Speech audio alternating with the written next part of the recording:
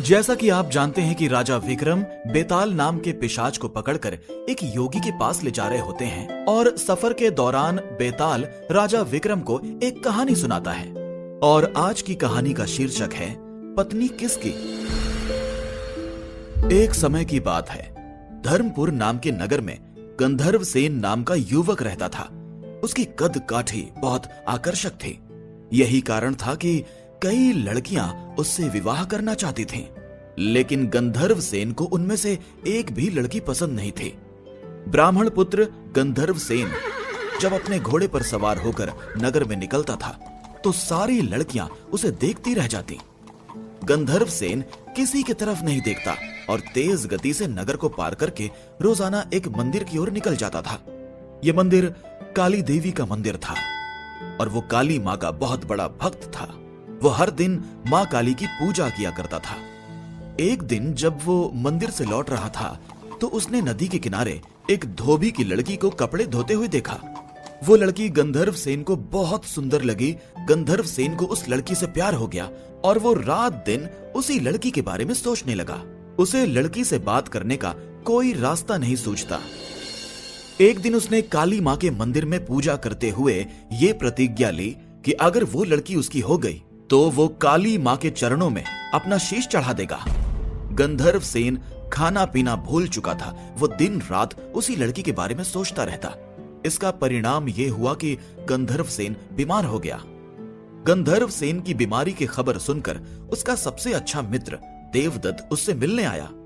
अपने परम मित्र को बिस्तर पर पड़ा देख देवदत्त ने उसकी उदासी का कारण पूछा तो गंधर्व सेन ने देवदत्त को अपना हाल सुनाया और बोला कि उस लड़की से अगर मेरा विवाह नहीं हुआ तो मैं मर जाऊंगा।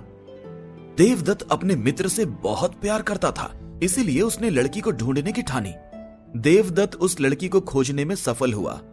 देवदत्त ने उस लड़की के पिता से कहा कि अपनी बेटी की शादी गंधर्व सेन से कर दें। लड़की के पिता ने सारी स्थिति का जायजा लिया और अपनी बेटी का विवाह गंधर्व सेन से करा दिया।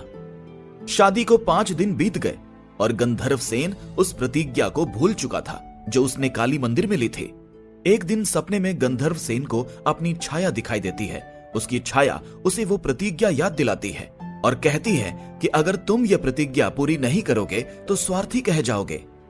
अगले दिन गंधर्व सेन को अपनी गलती का एहसास होता है और वो काली मंदिर में अपनी बलि देने के लिए तैयार हो जाता है। वो अपने मित्र देवदत्त को बुलाता है और उससे कहता है कि मैं, तुम और तुम्हारी भाभी मंदिर चलते हैं। मैं मंदिर के अंदर पूजा करूंगा और तुम बाहर अपनी भाभी का ध्यान रखना। देवदत्त मंदिर चलने को तैयार हो जाता है। सब वहां पहुंचते हैं। देवदत्त और गंधर्व सेन की पत्नी बाहर उसकी प्रतीक्षा करते हैं और वो अंदर पूजा करने में जुट जाता है। बहुत समय तक जब गंधर्व सेन बाहर नहीं आता तो देवदत्त मंदिर के अंदर चला जाता है।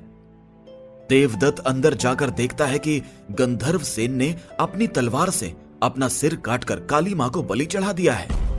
ये देखकर देवदत्त घबरा जाता है। देवदत्त सोचता है कि कोई भी व्यक्ति ये यकीन नहीं करेगा कि गंधर्व सेन ने अपनी हत्या खुद की है।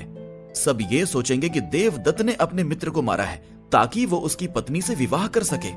इस आरोप से बचने के लिए देवदत्त ने गंधर्व सेन की तलवार से अपना सिर भी काट लिया। थोड़ी देर बाद गंधर्व सेन की पत्नी उन दोनों का ना आता देख उन्हें खोजने अंदर गई तो दोनों मित्रों की लाश देखकर वो डर गई।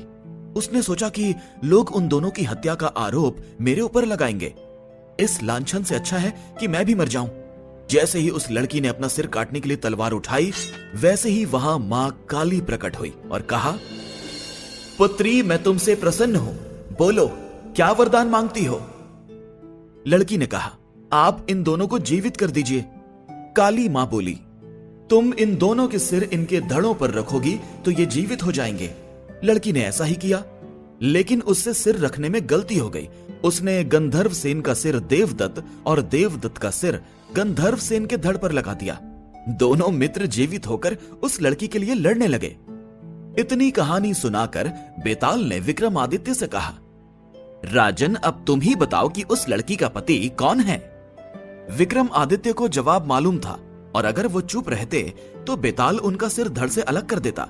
इसीलिए विक्रमादित्य बोले, व्यक्ति की पहचान उसके चेहरे से होती है, इसलिए देवदत्त उस लड़की का पति होगा, क्योंकि उसके धड़ पर गंधर्व सेन का मस्तिष्क वाला हिस्सा लगा है। जवाब सुनते ही बेताल ने कहा, राजन, तुमने बिल्कुल सही उत्तर दिया है, लेकिन शर्त के मुताबिक तुम्हें मुंह नहीं खोलना था, इसलिए मैं दोबारा उड़ रहा हूं। इतना कहकर बेताल दोबारा उसी शमशान के पेड़ पर जाकर लटक जाता है और राजा विक्रम उसे पकड़ने के लिए उसके पीछे भागने लगते हैं। साथियों, इस कहानी से यही सीख मिलती है कि इंसान जो भी करता है अपने मस्तिष्क से ही करता है, इसीलिए उसकी पहचान मस्तिष्क से ही होती है। विक्रम बेताल की कहानी में आज के लिए इतना ही। कल फिर हाजिर होंगे एक नई कहानी के साथ। मुझे दीजिए